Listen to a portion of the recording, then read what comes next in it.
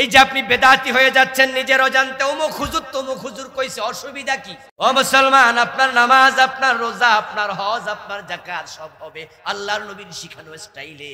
ইমাম ভুল করেছে, পিছন দিয়ে আমরা দিলাম লোকমা। রাসূল শিখাইছে লিররিজালি তাসবিহু ওয়ালিন-নিসাই তাসবিহু, পুরুষ মুসল্লি লোকমা দেবে সুবহানাল্লাহ বলে, মহিলা মুসল্লি থাকলে হাতের উপর হাত আওয়াজ করবে। কিন্তু বাংলাদেশে কে বা কারা সুবহানাল্লাহ সরায়া কি ঢুকাইছে? আল্লাহু আকবার। রাসূল তো লোকমার পদ্ধতি সুবহানাল্লাহ শিখাইছে, আল্লাহু আকবার না। তুমি এখানে পরিবর্তন করলা, তোমার এই অধিকার কে দিল?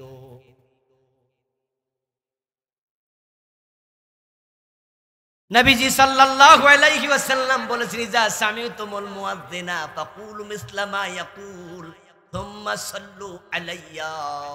মুয়াজ্জিন যখন আযান দেয় তোমরা তার কথায় আযানের জবাব দিও। যখন আযানের জবাব শেষ, সুম্মা সাল্লু আলাইয়া, সহিহ মুসলিমের হাদিস, আযানের জবাব শেষ করে আমার উপর দুরূদ শরীফ পড়িও। তারপরে এবার হবে আল্লাহুম্মা রাব্বা হাযিহি দাওয়াতি তাম্মা, এটার নাম দোয়াউল ওসিলা, দোয়ায়ে ওসিলা পড়িও।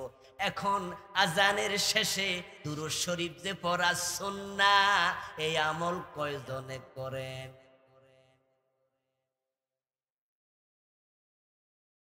আযান শেষ, আযানের জবাব শেষ, আল্লাহ কেউ হাত তোলে, কেউ হাত। এখন হাত যারা তোলে আমরা জিজ্ঞেস করি, ভাই আপনি হাত তোলেন কেন? আযানের দোয়ার মাঝে, আযানের দোয়ার মাঝে হাত তোলার কোন হাদিস আছে? কোন হাত তুললে মজা লাগে? তো হাত তুললে যদি মজা লাগে, টয়লেটে ঢোকার সময় দোয়া নাই? আসেনি? আল্লাহুম্মা ইন্নী আউযু বিকা মিনাল খুবসি ওয়াল খাবাইস, টয়লেট থেকে বাইরে হওয়ার সময় দোয়া আসেনি? তখন যদি গফরানাকা আলহামদুলিল্লাহিল্লাযী আযহাবা আন্নিল আযা ওয়া আফানি, মুখ মুছো, খবর আছে।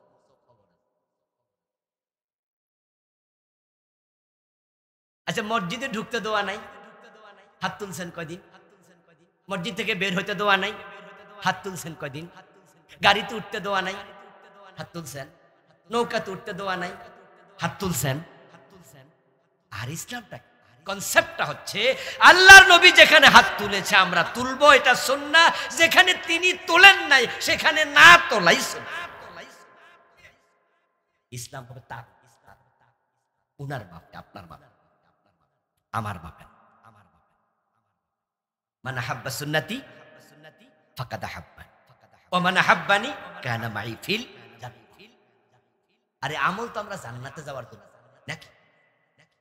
এই যে আমাদের দেশে একদল ভাই যারা দুরূদ শরীফ পড়ার সময় ইয়া নবী বইলা খাড়ায়া যায়, কিয়াম করে, করে না? আচ্ছা, তারা যে কিয়াম করে, আমি করি না, কিন্তু আমার প্রশ্ন হলো তারা কি রাসূলের সাথে দুশমনি কইরা কিয়াম করে? মোটেও না।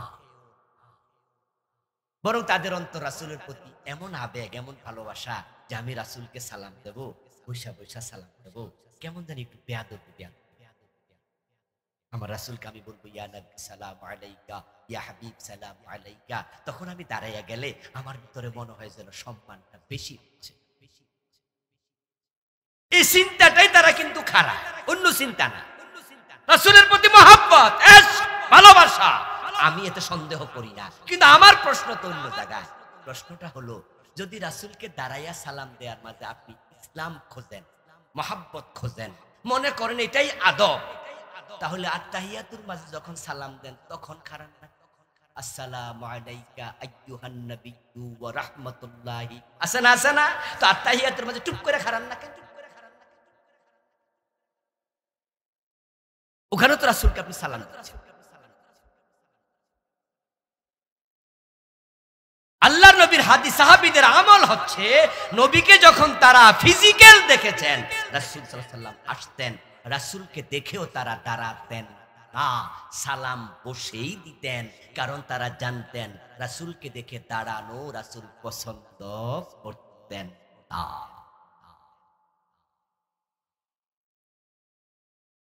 এই যে আমরা আজকে বসে আছি, রাসূলুল্লাহ সাল্লাল্লাহু আলাইহি ওয়াসাল্লাম যদি আজকে জীবিত থাকতেন, উনি এখন আসতেন, আমরা যদি দাঁড়াইয়া যেতাম, উনি অপছন্দ বলতেন, বসো, দাঁড়াইছো কেন? আল্লাহর নবীর হাদিস হচ্ছে, কোন ব্যক্তি তাকে দেখে অন্যরা দাঁড়িয়ে যাক, যদি মনে মনে এটা তামান্না করে, সে যেন নিজের জায়গা জাহান্নামে বানায়।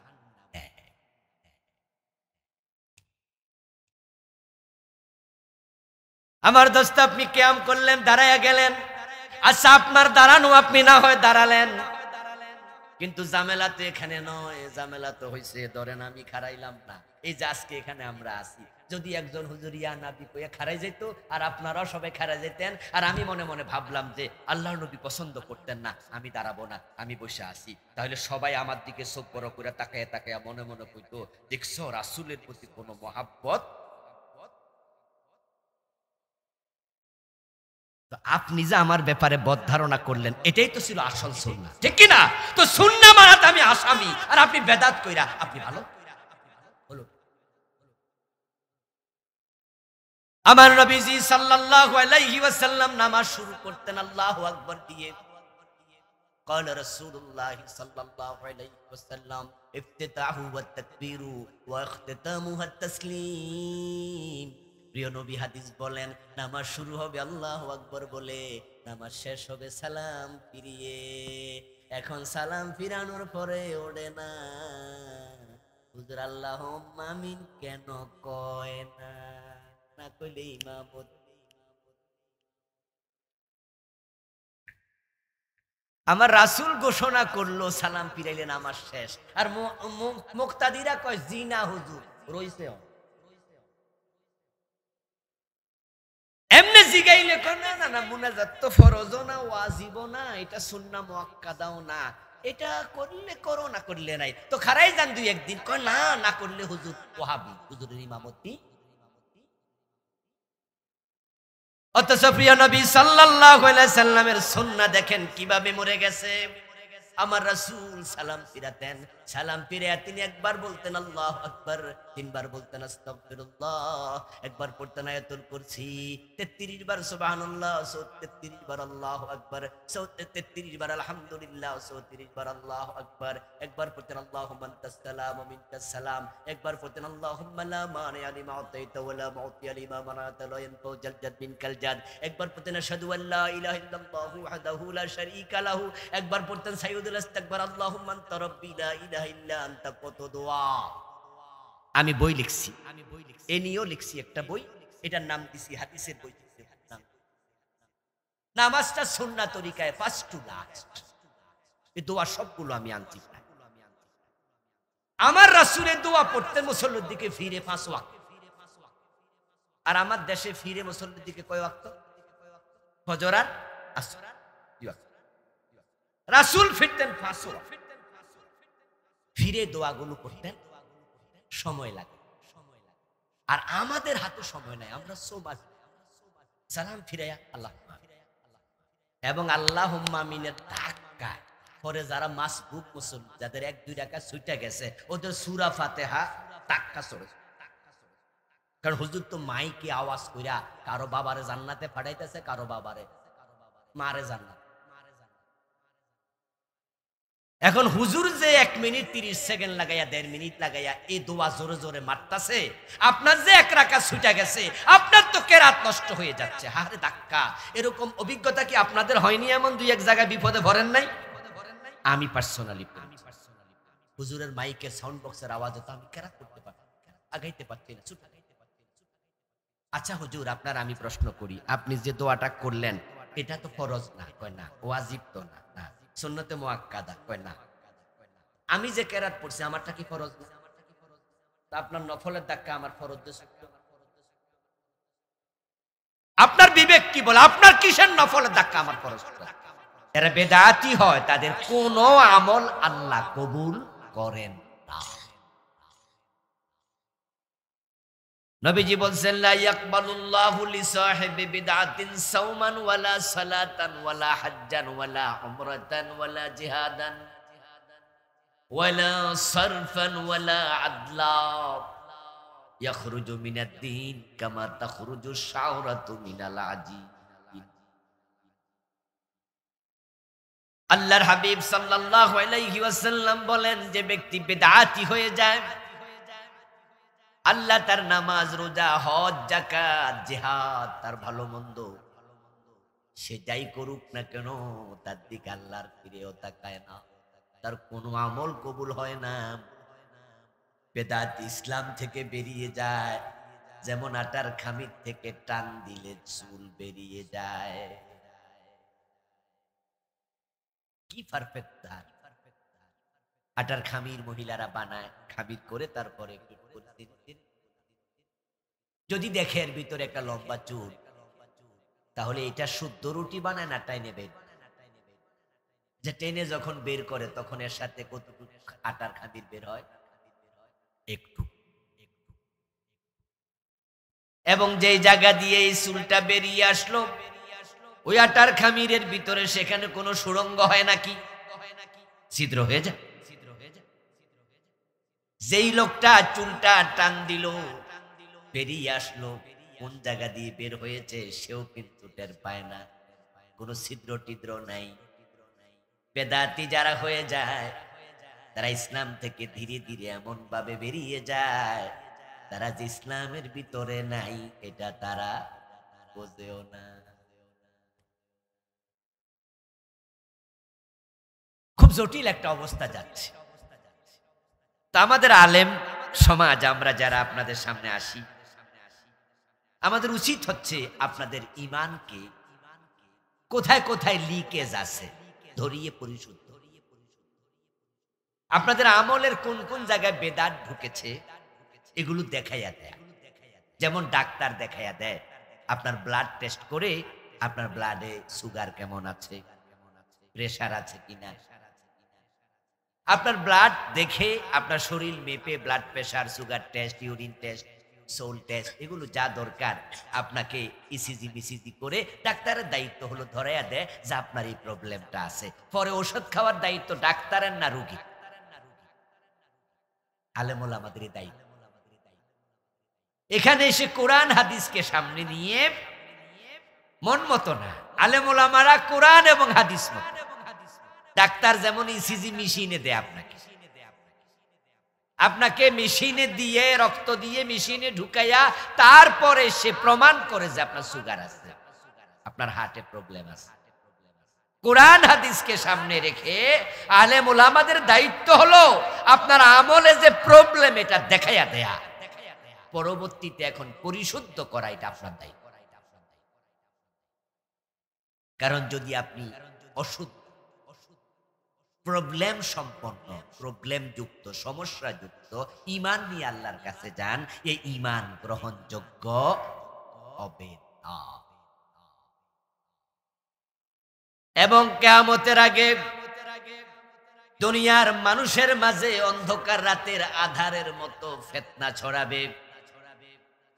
নবীজি সাল্লাল্লাহু আলাইহি ওয়াসাল্লাম 1450 বছর আগে ভবিষ্যৎবাণী করেছেন। তিনি বলেছেন, ইয়াতি আলান নাসি জামানুন, মানুষের কাছে একটা জামানা আসবে, ইয়াজতামিউনা ফিল মাসাজিদ লাইসা ফীহিম মুমিনুন, তারা মসজিদগুলোতে জামাতে নামাজ পড়বে কিন্তু একটারও ঈমান থাকবে না। রাসূল বলেন, তাকুনু বাইনা সাতে ফিতানুন, কিয়ামতের পূর্বে ফিতনা আসবে।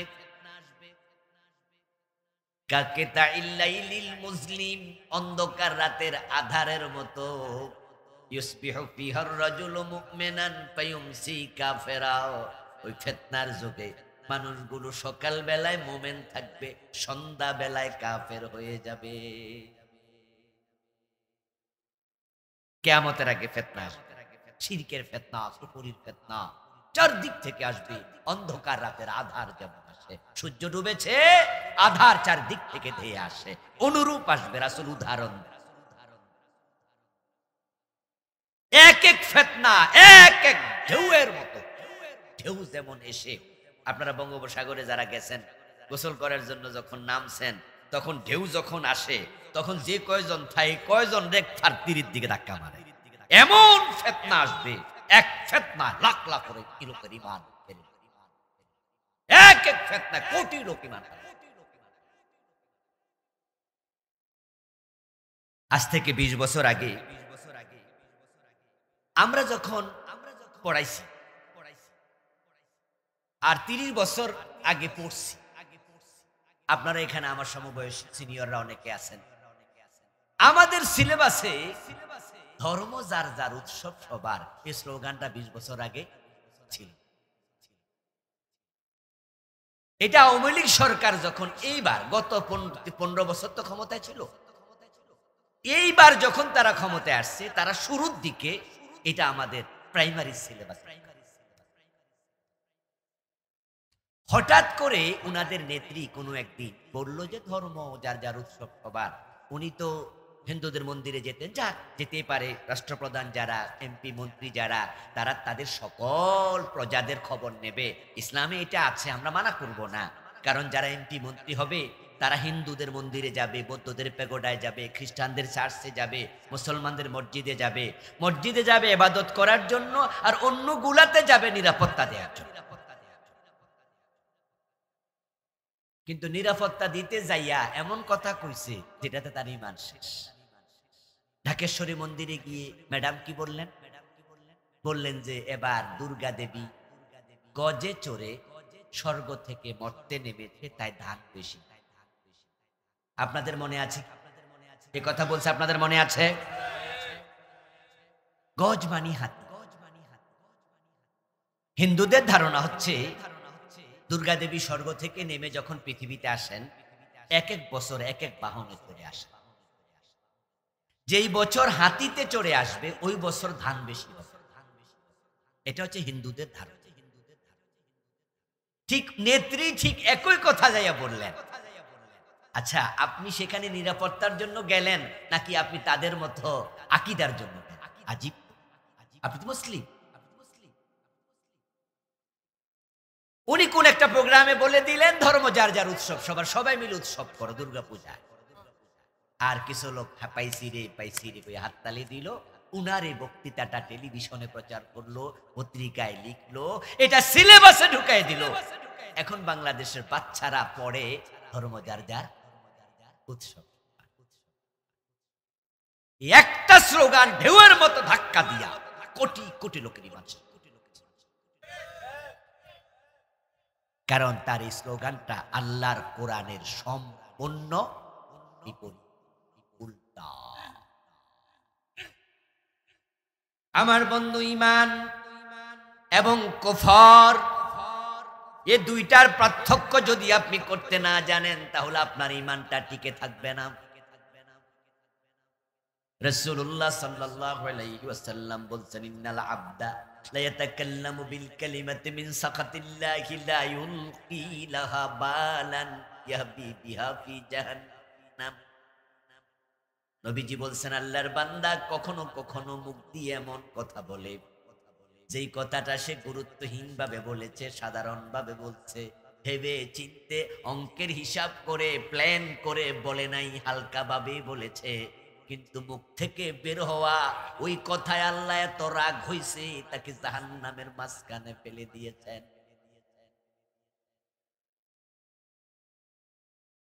আপনি আপনার বউ রান্না হয়েছে খুব স্বাদ, আপনি তরকারি খাইতে খাইতে কোন এত সুন্দর রান্না, তুমি জানো তোমারে 3 তালাক। তালাক হইব না? হাসতে হাসতে কইল তালাক। আপনি কইলেন যে হুজুর আমি তো খুশির ঠেলায় কইছি। আচ্ছা, খুশির ঠেলা দা দিয়া কোপ দিলে মানুষ মরে না, ঠিক না? কি রে, এতগুলা মানুষ কথা কয় না কেন? আরে খুশির ঠেলা কোপ দিলে গায়ে লাগবে না। কি কইলা তুমি? এটা কিসের তালাক শব্দ আসছে? খুশির ঠেলা তালাক কইব, অন্য কিছু কইতে পারলাম?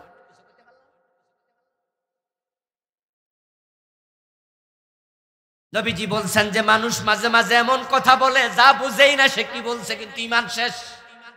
এটা কুফরি কালাম। ঈমান এবং কুফর কি এটা না বুঝলে আপনিও হাসতে হাসতে বেঈমান হয়ে যেতে পারেন। এমন কথা আপনি বলে ফেলবেন যে কথার কারণে ঈমান শেষ। এই যে ধর্ম যার যার উৎসব সবার, এটা কেন কুফর? কারণ এটা আল্লাহর কোরআনে সূরা কাফিরুনের উল্টা। সূরা কাফিরুনের শেষ আয়াত, লাকুম দীনুকুম ওয়ালিয়া দীন। বাংলা অর্থ হলো তোমাদের ধর্ম তোমাদের, আমার ধর্ম আমার। এবার বলুন তো, হিন্দুদের ধর্ম আর মুসলমানের ধর্ম এক না আলাদা? তো আল্লাহ বলে তোমাদের ধর্ম তোমার, আমার ধর্ম আমার। তাহলে স্লোগান হবে ধর্ম যার উৎসব তার। এটা হলো আল্লাহর দেয়া সীমা। মুসলমানের গরু জবে, কুরবানের গরু আমরা জবে করি, কোন হিন্দু এটাকে তার উৎসব বলে না। কোন হিন্দু কেমনে গরু জবে করেন দেখতে আসবে না? আসে না? দাওয়াত দিলাই জিজ্ঞাসা করুন, ধর্ম যার যার উৎসব সবার, তাহলে আমাদের গরু জবের উৎসবে আসো না কেন? একজন হিন্দু আসবে না। বরং জিজ্ঞাসা করলে তারা বলবে তাদের ধর্মে গরু জবে নিষিদ্ধ, তাই তারা নিষিদ্ধ কাজ করে না, দেখতেও আসে না। ঠিক এবার আমাদের ধর্মে মূর্তি পূজা জায়েজ না হারাম? ছোট হারাম না বড় হারাম? দেখতে যাও কেন? এটা উৎসব বললা কেন? আপনাদের কাছে আমার জিজ্ঞাসা, যারা জানেন তারা একটু জবাব দিয়েন। যারা হিন্দুদের মাঝে মূর্তি পূজা করছে, এই কাজ যারা করে তারা জান্নাতের দিকে যাচ্ছে না জাহান্নামের দিকে? কোনো সন্দেহ আছে? তো মূর্তি পূজক যদি জাহান্নামী হয়, আপনি তাকে উৎসব বলে সামনে আগায়া কেমনে দেন? আপনার দায়িত্ব জাহান্নামে ঢুকানো না জাহান্নাম থেকে বাঁচানোর চেষ্টা করা?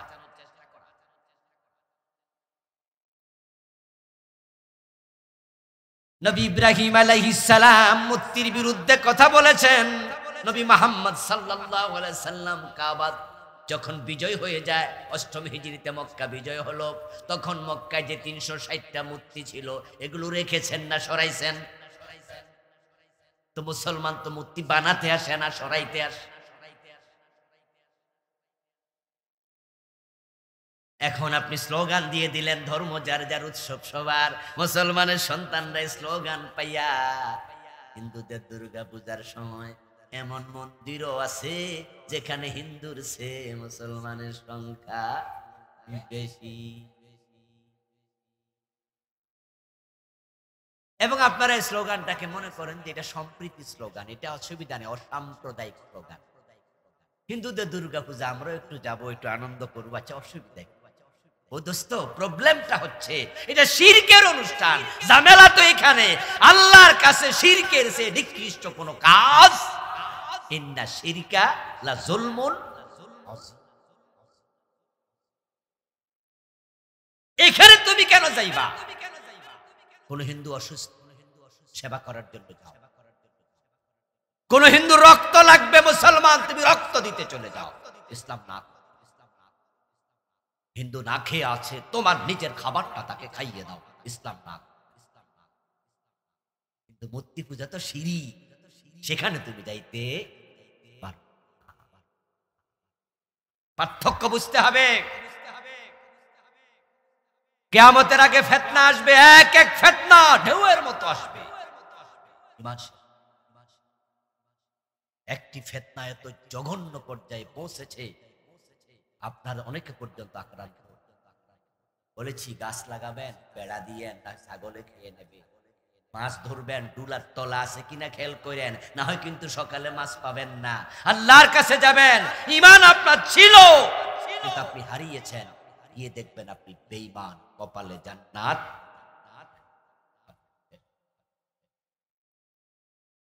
আমল আপনি করেছেন, নামাজ, রোজা, হজ, যাকাত, কিন্তু বেদাত একটাও কবুল হয় না। হাশরের ময়দানে গিয়ে টের পাবেন আপনি বেদাতি ছিলেন। আল্লাহ বলছে, কুল হাল নুনাব্বিউকুম বিল আকসারিনা আমালা আল্লাযীনা দাল্লা সাইয়ুহুম ফিল হায়াতিদ দুনিয়া ওয়া হুম ইয়াহসাবুনা আন্নাহুম ইহসিনুনা সুনআ। আল্লাহ তাআলা সূরাতুল কাহফের 104 নম্বর আয়াতে বলছেন, ও নবী আপনি বলুন, আমি কি তোমাদেরকে এমন কিছু মানুষের খবর দেব নাকি যে মানুষগুলোর দুনিয়ায় যত আমল ছিল সব দুনিয়াতে হারাইয়া গেছে। দাল্লা হারাইছে, সাইয়ুহুম তাদের আমল, ফিল হায়াতিদ দুনিয়া, আমল এখানে করছিল, এখানে হারাই ফেলছে, আল্লাহ পর্যন্ত পৌঁছে নাই। ওয়াহুম ইয়াহসাবুনা আন্নাহুম ইউহসিনুনা সুনআ। আল্লাহ বলছেন তারা যে আমল হারাইয়া ক্ষতির মাঝে পড়ে গেছে, ওরা বুঝেও না তারা ক্ষতিগ্রস্ত। বাংলাদেশে কাদিয়ানি নামে একটা সম্প্রদায় আছে, আসেনি? আচ্ছা, আপনাদের কাছে আমি জানবো, যারা বোঝেন তারা একটু বলুন তো, কাদিয়ানিরা আলেমদের ফতুয়া মোমেন না কাফের? কিন্তু ওরা কি মানে এই ফতুয়া? ওরা কিন্তু 5 ওয়াক্ত নামাজ, ওদের মসজিদ আছে। ওরা বলতেছে যে হুজুররা তোমরা এসব কি ফতুয়া দাও, আমরা নেই না। ওরা ওদের মতো চলছে, চলতে চলতে মরে যাবে। আল্লাহর সামনে গিয়ে দেখবে আলেমদের ফতুয়া শতভাগ সত্য। যারা পীরের পায়ে সেজদা দেয় তারা মুশরিক, ঈমান শেষ। আমি চিৎকার দিয়ে বলে কোনো লাভ নাই, তারা শুনবে। তারা বলবে আবুল কালাম আজাদ বাশার, আরে পীরের পায়ে সেজদা দিলে মুশরিক হয়, এটা কি এটা কথা হইলো? ওরা তো সেজদায় তাজ। পীরকে ভক্তি না, ইবাদত তো করি না। আমি বলবো সেজদার মালিক আল্লাহ, তারা বলে হ্যাঁ এটা শরীয়তে, তবে মারেফতে যায় না। আপনারা তো শরীয়তের মৌলবী, এই জন্য মারেফত জানেন না। 30,000 জহেরি, 70,000 ওখানে যায়। আমার ফতোয়া না। আল্লাহর সামনে গিয়ে ঠিকই দেখবে ফিরকে সেজদা দেন ঈমান। আল্লাহর সামনে গিয়ে তখন দেখবে তার আমল নামা এরকম সাদা কাগজের মতো খালি, কিচ্ছু নাই। ঈমান যার নাই, আমলও তার থাকে না। ঈমান হলো একের মতো, নেক আমল হলো ডান পাশে শূন্যের মতো। যদি ঈমানটা থাকে, একটা আমল করো 10 গুণ সওয়াব পাবে। কিন্তু ঈমান যদি না থাকে, ঈমান ছাড়া আমলের কোনো দাম নাই। একের ডানে 1 শূন্য 10, 2 শূন্য 100, 3 শূন্য 1000, 5 শূন্য 1 লাখ, 10 শূন্য দাম বাড়বে। কিন্তু ঈমান যদি না থাকে, একটা মুছে দাও, শূন্যের দাম আর নেই। আল্লাহর সামনে গিয়ে দেখবে ওই নামাজি রোজাওয়ালা কিচ্ছু নাই আমলে, সব খাকা ফাঁকা, সব বাতি, দুনিয়া হারাইছে। আল্লাহকে সেদিন বলবে আল্লাহ আমি তো নামাজি ছিলাম। যেমন কাদিয়ানি, তারা 5 ওয়াক্ত নামাজ পড়ে, কাদিয়ানিদের মাঝে মিথ্যা বলে না। কাদিয়ানিদের মাঝে রমজানে রোজা রাখবে এমন লোক কি নাই? সে বলবে আল্লাহ আমার রোজার সওয়াব কই, আমি তো রোজাওয়ালা ছিলাম। পীরের পায়ে যারা সেজদা দেয়, আবার 5 ওয়াক্ত নামাজও পড়ে, এমন 2-4 জন কি নাই? সে বলবে আল্লাহ আমার নামাজের সওয়াব কই?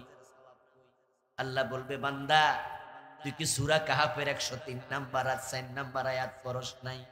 সেখানে আমি বলেছি এমন কিছু মানুষ আছে যাদের সব আমল দুনিয়ায় হারাইয়া গেছে, তুই তো তাদের একজন। তুই কেন কফর করলি, তুই কেন শিরিক করলি, তুই কেন বেদাত করলি?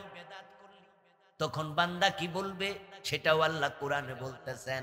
সে বলবে ওয়ালাউ আন্না লানা কাররাতান ফানাকুনা মিনাল মুমিনিন। আল্লাহ আমার দুনিয়ায় আরেকবার পাঠাও, আমি মুমিন হব, আর এই সমস্ত বাজে কাজ করব না। আমারে দয়া করে একটাবার দুনিয়ায় আবার পাঠাও। এই কথা সে বলবে, একটাবার পাঠাও আবার। আপনারা বলুন তো আর পাঠানো হবে নাকি? সেদিন বুঝে কোনো লাভ হবে না। বরং আল্লাহ কি বলবেন সেটাও আল্লাহ কোরআনে জানাইছেন। তিনি বলবেন খুযুহু ফাগুল্লুহু তুম্মাল জাহিমা সাল্লু। তারে ধর, ও ফেরেশতারা তারে ধর। তার 40 বছর 50 বছর 80 বছর হায়াত দিছি, তখন সে পারে নাই, এখন নাকি আরেকবার পাঠাইতাম। তারে ধর। ফাগুল্লুহু, গলার মাঝে বেড়ি পড়া, হাতের মাঝে হ্যান্ডকাপ, পায়ের মাঝে ডান্ডা বেড়ি, গলার মাঝে রশি লাগা। সুম্মাল জাহিমা সাল্লুহু, তারপর জাহান্নামের মাঝখানে ফেলে দে। সেদিন বুঝে কোনো লাভ নাই। কিন্তু আজকে বুঝলে তাওবার সুযোগ আছে না নাই? একটা স্লোগান আপনাদেরকে বেঈমান বানাইছে, যেটা বাংলাদেশের সংবিধানের ভিতরে ঢুকছে, একবারে কুফরি শিরকি স্লোগান। ওই যে ডক্টর কামাল মিয়া 72-তে সংবিধান লিখছে, ইসলাম সম্পর্কে কিছু জানে না তো, এই জন্য সংবিধান লেখার সময় ব্রিটিশ আইনকে সামনে রাখছে, আল্লাহর কোরআনের আইন সামনে রাখে নাই। আল্লাহর কোরআনে আছে সুর ধরে হাত কাটো, ব্রিটিশ আইনে আছে সুর ধরে জেলে দাও। এখন বাংলাদেশের ফৌজদারি বিধান যখন অন্তর্ভুক্ত করে, তখন সুর ধরে হাত কাটার আইনটা সে ঢুকায় নাই, ঢুকাইছে ব্রিটিশটা।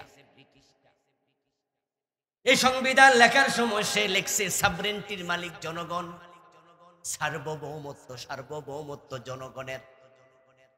ওই সাবরেন্টির মালিক জনগণকে দিল, সার্বভৌমত্বের মালিক বাংলার জনগণকে বানায়া সংবিধান লিখলো।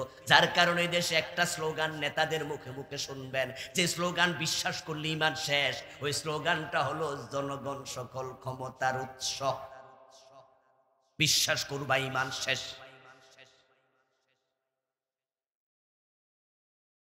এই ফিতনা 72-তে ঢুকেছে, কত লোকের ঈমান এই স্লোগান কেড়ে নিছে তার কোনো হিসাবই নাই। কারণ তোমার স্লোগান তো আল্লাহর কোরআনের উল্টা।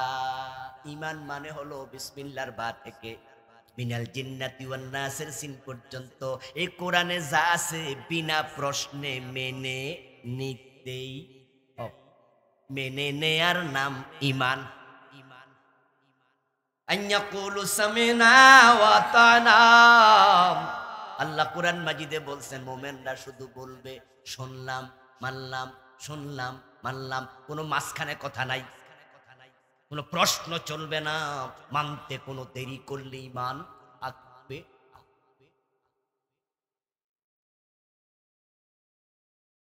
নবী মূসা আলাইহিস সালামের সাথে আল্লাহ যখন তুর পাহাড়ে কথা বলেছিল, নবী মূসাকে আল্লাহ প্রশ্ন করেছিলেন, ওমা তিলকা বিয়ামিনিকা ইয়া মূসা, ও মূসা তোমার হাতে এটা কি? মূসা আলাইহিস সালামের হাতে একটা লাঠি ছিল, ওইটাতে ভর দিয়া তিনি পাহাড়ে উঠতেন। তুর পাহাড় অনেক উঁচু। আমিও গিয়েছিলাম 8-10 বছর আগে মিশর, কায়রো থেকে 6 থেকে 700 মাইল দূরে, একবার ইসরায়েলের পাশে দূরে সাইনা, বিশাল উঁচু পাহাড়, যেখানে তাওরাত নাযিল। হাতের লাঠিতে ভর দিয়ে দিয়ে পাহাড়ে উঠেছেন। আল্লাহ কয় হাতে কি? মূসা নবী বলে হিয়া আসায়া, এটা আমার লাঠি। কথা হলো, এক পর্যায়ে আল্লাহ কয় এলকে আসাকা, হাতের লাঠি ফেলে দাও। মূসা হাতের লাঠি ফেলতে 1 সেকেন্ড দেরি করে নাই, ফেলে দিতে। কারণ আল্লাহ যা বলে তা মানতে দেরি করা যায় না। মূসা আলাইহিস সালাম হাতের লাঠি ফেলার পরে এটা অজগর সাপ হয়ে গেছে। এটা সাপ হইয়া কিলবিল করে দৌড়াদৌড়ি শুরু করছে। ফাইদান হিয়া হাইয়াতুন তাসাব, লম্বা বড় সাপ, 7 থেকে 8 হাত লম্বা, কিন্তু গতি ছিল ছোট্ট চিকন সাপের মতো।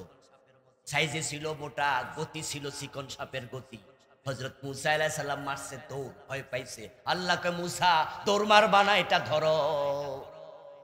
এখন সাপের গায়ে হাত দেওয়া তো রিক্স আছে, কিন্তু মূসা ধরতে দেরি করেন নাই, কারণ ধরার জন্য বলছে কে? উযাহা, আল্লাহকে এটা ধর।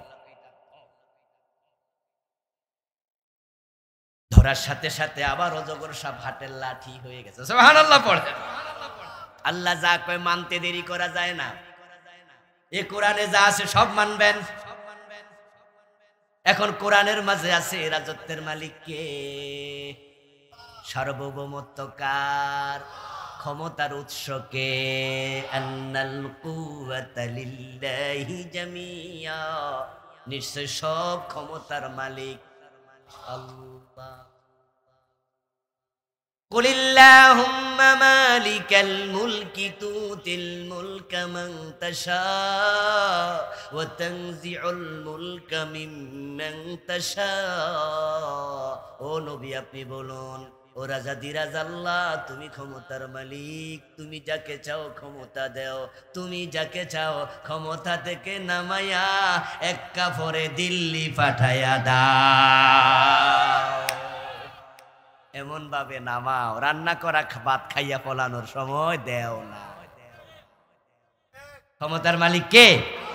জোরে বলেন না কে? জনগণ সকল ক্ষমতার উৎস। স্লোগান কুফর, এটা শিরক। সাবধান, তওবা তওবা তওবা। ফিরে আস। আরো কয়েকটা আমি শোনাবো। জনগণ যে ক্ষমতার মালিক না, এটা তো বাংলাদেশে বারবার প্রমাণিত। এরপরে স্লোগান কেন চলছে? এই যে নির্বাচনের আগের নির্বাচনে জনগণ ঘুমাইছে, রাতের বেলায় ভোট হয়ে গেছে, ঠিক না? এই যে তাহাজ্জুদের সময় ভোট শেষ, তো জনগণ ক্ষমতার মালিক হলে এরা তো সব ঘুমাই রয়েছে। ক্ষমতা তো চলে আসলো ঠিক রাতের বেলায় ভোট করে। আবার এবার যারা ক্ষমতায় বসেছিল 15 বছর লাগাতার, ক্ষমতা তারা ভাবছে তাদের হাতে, তাই তাদের বড় নেতা ঘোষণা করছিল কিসের আন্দোলন, এ বছর না ওই বছর, মানুষ বাঁচে কয় বছর, আন্দোলন হবে না রে, এই জন্য ভিশন 2041 2041, মানে এর আগে নামবে না। আসমানের মালিক কয় 41 সন দরকার নাই, 45 মিনিটও নাই। আমার প্রিয় ভাইরা, জনগণের হাতে ক্ষমতা থাকে না, থাকলে ফেরাউন ডুবে মরতো না। ফেরাউনকে ডুবে মারছে কেন? কে ডুবাইছে? ফেরাউনকে ডুবার সময় ঘুমাইছিল, সজাগ ছিল, ক্ষমতা ত্যাগ করে গেছিল, পদত্যাগ। একা ছিল না সৈন্য ছিল? সজাগ ছিল, ক্ষমতায় ছিল, সৈন্য সাথে। আরে আমরা তো নিজের সেফটির জন্য আমরা কি রাখি? এসএসএফ, র্যাব, পুলিশ, বিভিন্ন বাহিনী, বড় বড় পিস্তলওয়ালা আপনার সামনে ঘুরতেছে, আপনাকে সেফটি দেবে। আসমানের মালিক যদি উল্টায়া দেয়, যাকে রেখেছ নিরাপত্তার জন্য, তার পিস্তল তোমার বুকে ঠেকাইয়া দিবে। বডিগার্ড হত্যা করেছে, পৃথিবীর ইতিহাসে এমন রাজা আছে না নাই? আমেরিকা সহ, বাংলাদেশ সহ, ইন্ডিয়া সহ অনেক রাজা বাংলাদেশে কাছের লোকেরা, যাদের উপর বিশ্বাস ছিল, ওরাই পেরেছে। আমার প্রিয় ভাইয়ারা, যে স্লোগান ইমান বিধ্বংসী জঘন্য স্লোগান, আর একটা ছিল যেটা ঘরে ঘরে পৌঁছেছিল। হয়তো বুঝতে আপনাদের একটু সময় লাগবে, এক কথায় বোঝানো কঠিন। বলবেন যে কয় কি রে, স্লোগানও বুঝি শিরিক। হ্যাঁ দোস্ত, একটা জঘন্য স্লোগান বাংলাদেশে গরিব পাইয়া বিদেশ থেকে সাপ্লাই ঢুকাইয়া দিছে করে, সেটা ছিল ছেলে হোক মেয়ে হোক দুটি সন্তান যথেষ্ট। বেশি হলে প্রবলেম কি, তো খাওয়াইব কে? এখন দুইটা যে যথেষ্ট, তাহলে 2 জন রে খাওয়ায় কে? তো 3 জন হলে আল্লাহ খাওয়ানোর ক্ষমতা আর নাই, ঠিক না? আছে? তো তুমি থামলা কেন তাহলে? বেশি হলে প্রবলেম। বরং স্লোগান চেঞ্জ করেছে, এখন একটির উপরে, দুটির উপরে সন্তান নয়, একটি হলে ভালো হয়। হয়তো বছর 10 পরে কব না হইলে আর, পরে কব বিয়া না করলে আরো ভালো। হ্যাঁ, হাসবেন না ভাইয়েরা, এটাই বাস্তবতা। বিয়ের বিরুদ্ধে আইন হয়েছে, 18 বছরের আগে বিয়ে করা যাবে না, মেয়েদের বিয়ে দেয়া যাবে না, কিন্তু ক্লাস প্রাইমারিতে প্রেম করে ওইটা মানা করে না। ক্লাস 10-এর মাইয়া ইন্টারমিডিয়েটের ফলাইয়া যায়, তারপরে কি করে? বিয়ে করে লায়, তারপরে ফলাইয়া যায় তারা অভিসার করে, তারপরে স্কুলে, কলেজে, গার্মেন্টসে, এখানে সেখানে রাস্তায় বইয়া বইয়া বাদাম খায়, একজন আরেকজনের সাথে মন দেয়, আদান প্রদান, গোলাপ ফুল দেয়, এগুলো অ্যাভেলেবেল সমাজে। প্রেম করে না এমন সন্তান এখন তো পাওয়াই।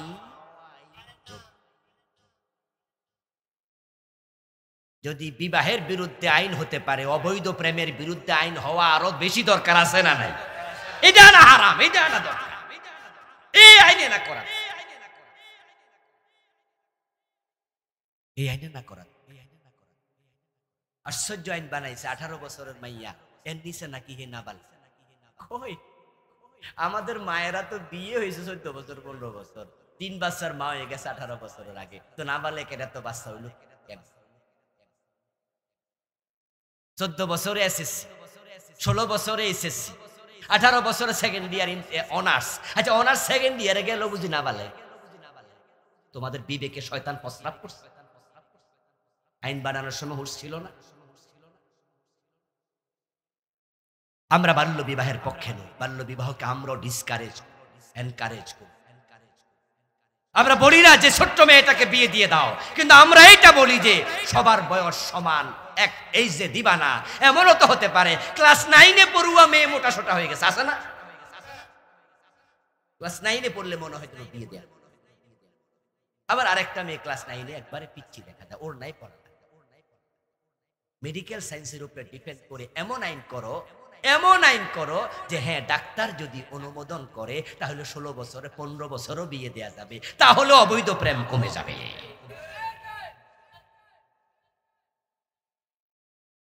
প্রিয় ভাইয়েরা, ছেলে হোক মেয়ে হোক দুটি যথেষ্ট। স্লোগানে প্রবলেম নাই, প্রবলেম হলো স্লোগান কেন?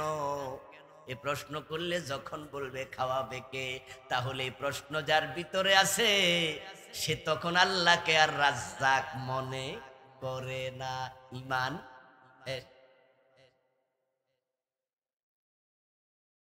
আমাদের দেশে কুফর ঢুকেছে, শিরিক ঢুকেছে, বেদাত ঢুকেছে। সর্বাঙ্গে ব্যথা, মলম দেব কোথায়? বড় কঠিন অবস্থায় আছে। শিরিক নিয়ে আমি বই লিখছি, আমার এই বইতে বাংলাদেশে চলমান আমি 29টা শিরিক। এখন যদি আপনার ভিতরে একটা থাকে তাই তো ঈমান শেষ। এত বড় বেলুন গ্যাস দিয়ে আধা ঘন্টা লাগাইয়া গ্যাস। এখন এই যে বেলুনটা ফুটলো, মোটা হলো, এই ফুলা বেলুনটা যদি কেউ 5টা ছিদ্র করে আর কেউ একটা ছিদ্র করে, ব্যবধান? ঈমান ঠিক তাই। শিরিক 100 করো যে কথা, শিরিক একটা করো। কুফর 100 করো যে কথা, কুফর একটা করাও। অঙ্কের 10 লাইনের অঙ্ক, 9 লাইন ঠিক হয়েছে, 1 লাইন ভুল হয়েছে, 10-এ 0। 10 লাইনের অঙ্ক 10 লাইনে 10 ভুল, 10-এ 0। 10 লাইনের অঙ্ক 5টা ভুল, 5 লাইন ঠিক, 10-এ 0। যে অঙ্ক করে নাই এও 0, একটা ভুলও গ্রহণযোগ্য হবে না। কোরআনের ঈমানের ব্যাপারে ঠিক তাই, একটা ভুল করবা ঈমান। ইবলিস শয়তান মুমিন না কাফের?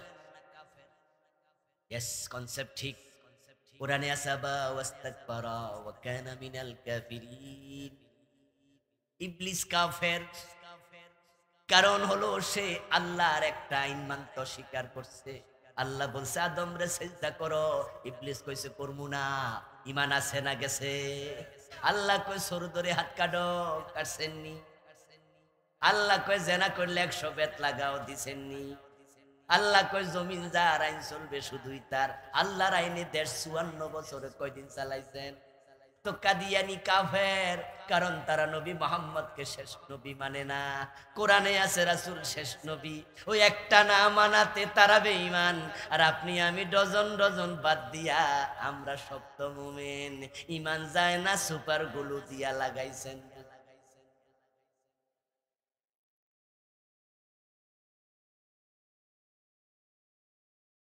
ঈমান যদি বাঁচাতে চান, আল্লাহর কোরআনে যা আছে মানতে হবে নির্দ্বিধায়, বিনা প্রশ্নে।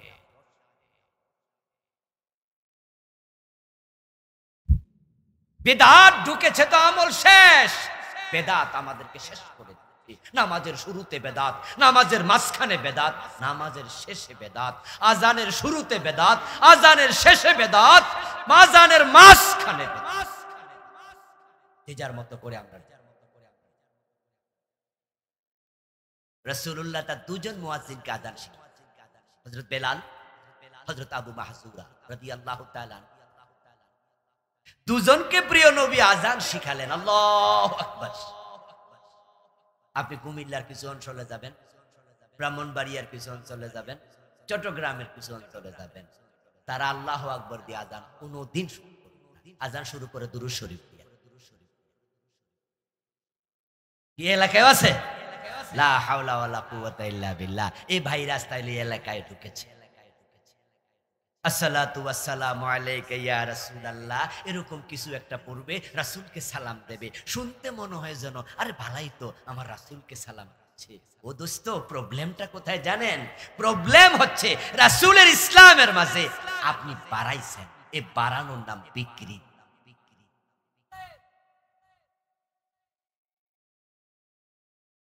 আচ্ছা, আমার সামনে যারা আছেন, আমরা তো কম বেশি সবাই জিকির করি, করি না? আচ্ছা, আমরা যে জিকির করি, আমরা তো বসে বসে লা ইলাহা ইল্লাল্লাহ সুবহানাল্লাহ আলহামদুলিল্লাহ লা ইলাহা ইল্লাল্লাহ এই জিকির করি। আচ্ছা, আপনি জিকির করলেন বইয়া বইয়া, আপনার পাশে একজন এই জিকিরটাই করলো লাফাইয়া লাফাইয়া, করতে করতে ঘাইমা গেছে। যেহেতু কষ্ট বেশি, তাই ও বেটা যে লাফাইতাছে জিকির কইরা, এর সওয়াবও বেশি, ঠিক না? কি এই কষ্ট বেশি করছেন?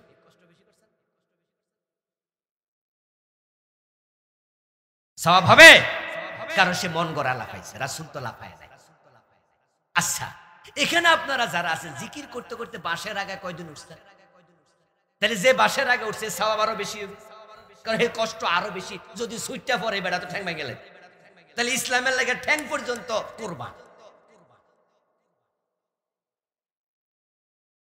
এসকে ঠেলা যে গাছের আগে উঠে গেল, বাঁশের আগে উঠে গেল, ওখান থেকে যদি হাতটা একটু সুইটা পড়া যায়, মাথা ফাটটা যাইতে পারে, মইরাও তো যাইতে পারে, ডাইরেক্ট শহীদ, ঠিক না?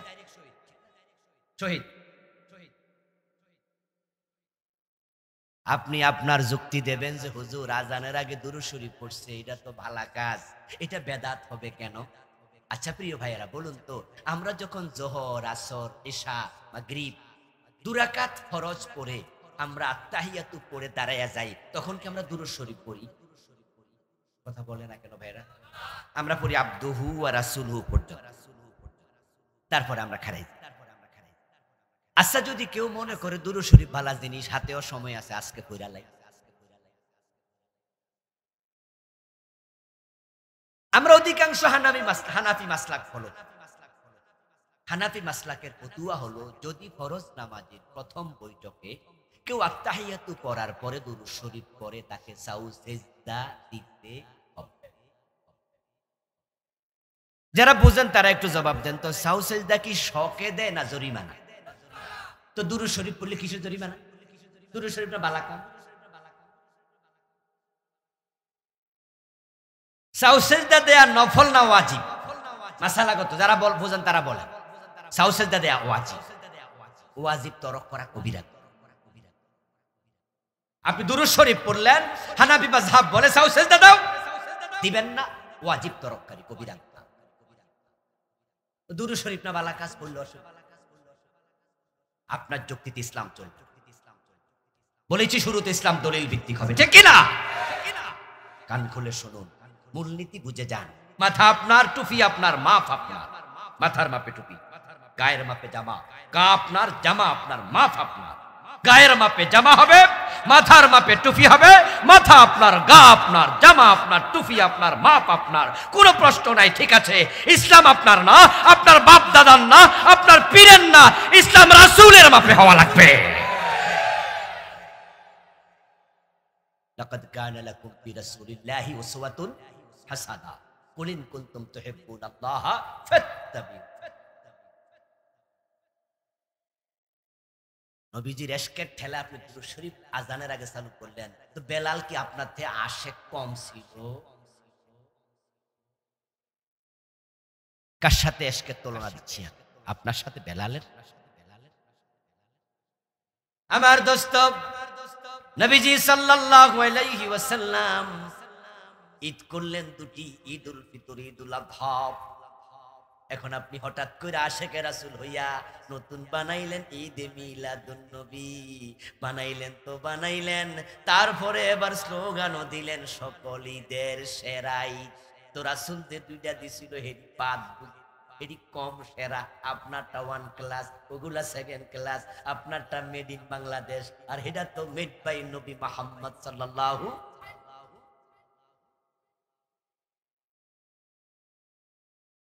নবীজি সাল্লাল্লাহু আলাইহি ওয়াসাল্লাম আমাদের জিকির শিখালেন কিভাবে, আর আমরা করছি কিভাবে। রাসূল জিকিরের লব্ধ শিখাইছে, আফদালুজ যিকরি লা ইলাহা ইল্লাল্লাহ, শ্রেষ্ঠ জিকির লা ইলাহা ইল্লাল্লাহ, কালেমা হবে লা ইলাহা ইল্লাল্লাহ, আজানের মাঝে তাশাহুদ হবে, সাক্ষ্য হবে লা ইলাহা আশহাদু আল্লা ইলাহা ইল্লাল্লাহ। আর আপনি ইল্লাল্লাহ ইল্লাল্লাহ ইল্লাল্লাহ মাজা ভাঙলেন কেন? এই যে মাজাটা ভাঙা দিলেন, এই অধিকার কে দিল? আমার রাসূল ইল্লাল্লাহ জিকির কোথায় করেছেন, কোন দিন করছেন? একটা হাদিস দেন, একটাও।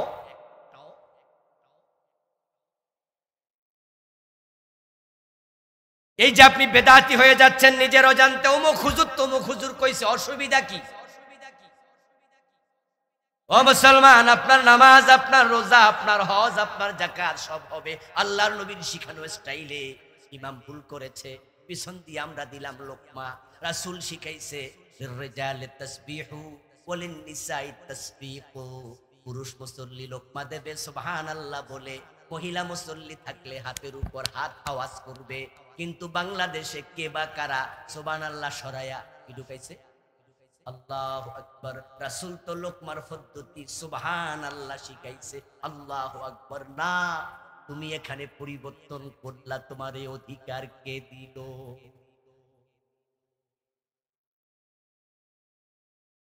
নবীজি সাল্লাল্লাহু আলাইহি ওয়াসাল্লাম বলেছেন, ইজা সামি'তুমুল মুয়াজ্জিনা ফাকুলু মিসলা মা ইয়াকুল সুম্মা সাল্লু আলাইয়া। মুয়াজ্জিন যখন আযান দেয়, তোমরা তার কথায় আযানের জবাব দিও। যখন আযানের জবাব শেষ, সুম্মা সাল্লু আলাইয়া, সহিহ মুসলিমের হাদিস। আযানের জবাব শেষ করে আমার উপর দুরূদ শরীফ পড়িও। তারপরে এবার হবে আল্লাহুম্মা রাব্বা হাযিহি দাওয়াতিত তাম্মা, এটার নাম দোয়াউল ওসিলা, দোয়ায়ে ওসিলা পড়িও। এখন আযানের শেষে দুরূদ শরীফ যে পড়া সুন্নাহ, এই আমল কয়জনে করেন?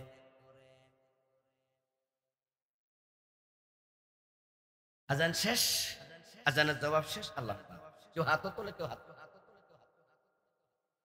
এখন হাত যারা তোলে, আমরা জিজ্ঞেস করি, ভাই আপনি হাত তুললেন কেন? আযানের দোয়ার মাঝে, আযানের দোয়ার মাঝে হাত তোলার কোন হাদিস আছে? কোন হাত তুলতে মজা লাগে? তো হাত তুললে যদি মজা লাগে, টয়লেটে ঢোকার সময় দোয়া নাই? আসেনি?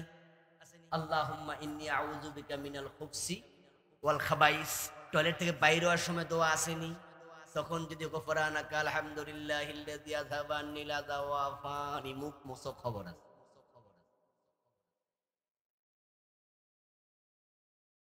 আচ্ছা, মসজিদে ঢুকতে দোয়া নাই? হাত তুলছেন কয়দিন? মসজিদ থেকে বের হইতে দোয়া নাই? হাত তুলছেন কয়দিন? গাড়িতে উঠতে দোয়া নাই? হাত তুলছেন? নৌকাতে উঠতে দোয়া নাই? হাত তুলছেন? আর ইসলামটা কনসেপ্টটা হচ্ছে, আল্লাহর নবী যেখানে হাত তুলেছে আমরা তুলবো, এটা সুন্নাহ। যেখানে তিনি তোলেন নাই, সেখানে না তোলাই সুন্নাহ। ইসলাম হবে তার, উনার বাপে, আপনার বাপে, আমার বাপে।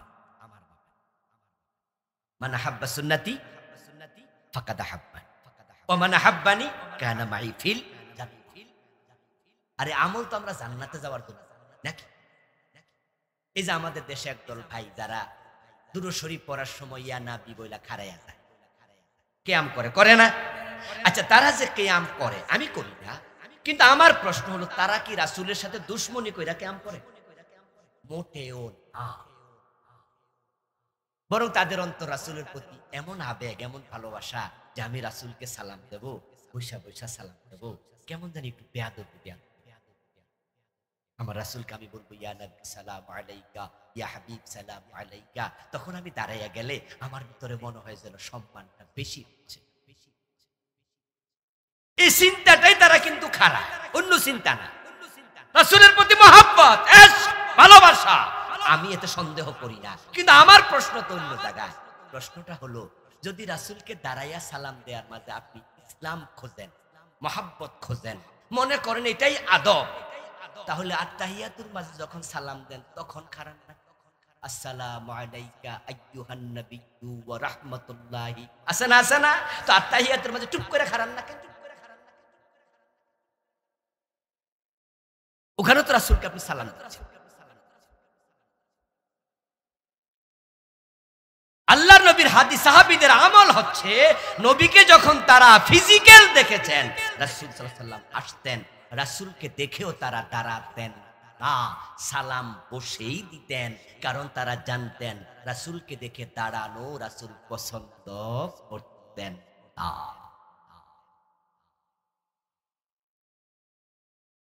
এই যে আমরা আজকে বসে আছি, রাসূলুল্লাহ সাল্লাল্লাহু আলাইহি ওয়াসাল্লাম যদি আজকে জীবিত থাকতেন, উনি এখন আসতেন, আমরা যদি দাঁড়াইয়া যেতাম উনি অপছন্দ বলতেন, বসো, দাঁড়াইছো কেন? আল্লাহর নবীর হাদিস হচ্ছে কোন ব্যক্তি তাকে দেখে অন্যরা দাঁড়িয়ে যাক, যদি মনে মনে এটা তামান্না করে, সে যেন নিজের জায়গা জাহান্নামে বানায়।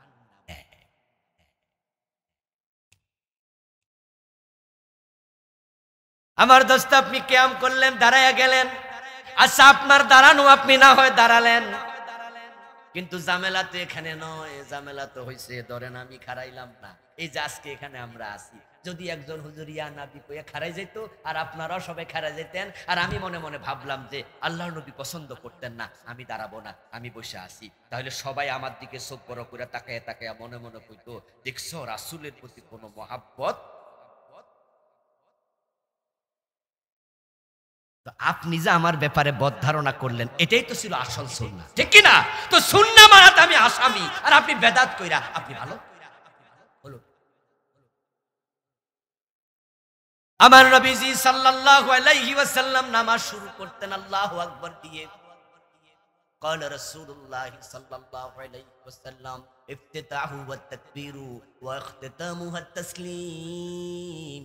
প্রিয় নবী হাদিস বলেন, নামাজ শুরু হবে আল্লাহু আকবার বলে, নামাজ শেষ হবে সালাম ফিরিয়ে। এখন সালাম ফিরানোর পরে ওড়ে না, হুজুর আল্লাহুম্মা আমিন কেন কয় না? না কইলে ইমামত। আমার রাসূল ঘোষণা করলো সালাম ফিরাইলে নামাজ শেষ, আর মুক্তাদিরা কয় জি না হুজুর রইছে। এমনি জিগাইলে কয় না না না, মুনাজাত তো ফরজও না, ওয়াজিবও না, এটা সুন্নাহ মুআক্কাদাও না, এটা করলে করো না করলে নাই, তো খারাই যান দুই একদিন, কয় না না করলে হুজুর ওয়াহাবি, হুজুরের ইমামতি।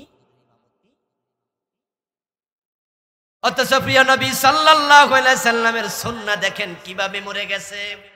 আমার রাসূল সালাম ফিরাতেন, সালাম ফিরে তিনি একবার বলতেন আল্লাহু আকবার, তিনবার বলতেন আস্তাগফিরুল্লাহ, একবার পড়তেন আয়াতুল কুরসি, 33 বার সুবহানাল্লাহ, 33 বার আল্লাহু আকবার, 33 বার আলহামদুলিল্লাহ, 34 বার আল্লাহু আকবার, একবার পড়তেন আল্লাহুম্মা আনতাস সালাম ওয়া মিনকাস সালাম, একবার পড়তেন আল্লাহুম্মা লা মানিআ লিমা আতাইতা ওয়া লা মুতিআ লিমা মানাতা লা ইয়ানফাউ জাল জাদ মিনকাল জাদ, একবার পড়তেন আশহাদু আল্লা ইলাহা ইল্লাল্লাহু ওয়াহদাহু লা শারীকা লাহু, একবার পড়তেন সাইয়্যিদুল ইস্তিগফার আল্লাহুম্মা আনতা রাব্বি লা ইলাহা ইল্লা আনতা। কত দোয়া আমি বই লিখছি, এ নিয়েও লিখছি একটা বই, এটার নাম দিছি হাদিসের বই।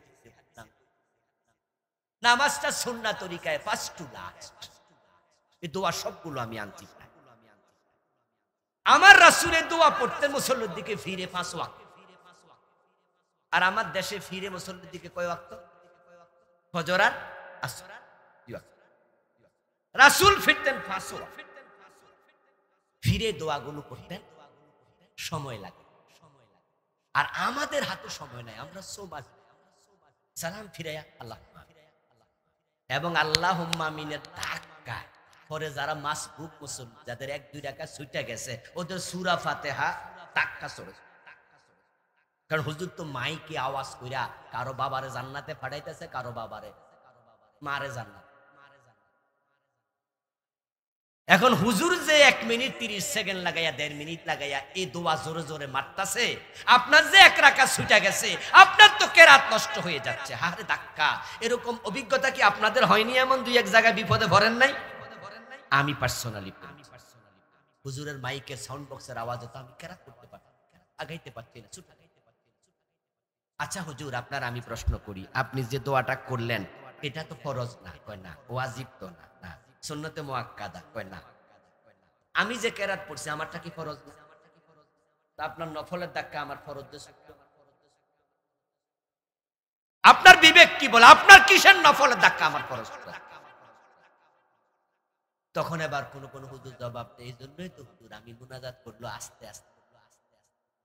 হ্যাঁ, দেখবেন কিছু হুজুর কোনো আওয়াজ করে না, শুধুমাত্র হাত তুইলা আল্লাহুম্মা আমিন তো কইছে, কইয়া 30 সেকেন্ড পরে আবার কি কয় আমিন। তো মুসল্লিরাও কি কয় আমিন। আমিন শব্দের অর্থ হলো আল্লাহ তুমি কবুল করো, আল্লাহুম্মা তাকাব্বাল। তো আসমানের মালিক মুসল্লিরা জিগায় যে হুজুরে কি কইছো, তোরা শুনছো? তো আমি কি কবুল করতাম, তুই বুঝ, কারণ হুজুর তো চুপ থেকে আমিন, তো হুজুরেরটা হুজুর নয় বুঝলো, তুমি তো শোনোই নাই, তো কি আমিন? আমরা জবাবে কুমু আল্লাহ হুজুর যেটা কইছে হেডাই আমিন। হুজুরের উপর আমাদের বিশ্বাস আছে না, এই জন্য হুজুর যে দোয়া করছে আল্লাহ হেডাই কবুল করো। ও আল্লাহ, তাই যদি হয় তাহলে হুজুর তো মাঝে মাঝে এমন দোয়া চালাইবো, সভাপতি চাকরি নট, কারণ বেতন বাড়ায় না সভাপতি অনেক দিন, আল্লাহ সভাপতি চাকরি খাইয়া দিলাম, সভাপতিও কয় আমি বুঝ যাও আমি দাও। এখন এই আমিনের ঠেলায় হুজুর আমিন বলল, আমিন মুখ মুছলো, দাঁড়িয়ে গেল সুন্নাহ পড়তে, মুসল্লিরাও 70-80% দাঁড়িয়ে গেল। আমার রাসূল যে সুন্নাহ দোয়াগুলা পড়তেন অধিকাংশ মুসল্লি জানেও না, পড়ে।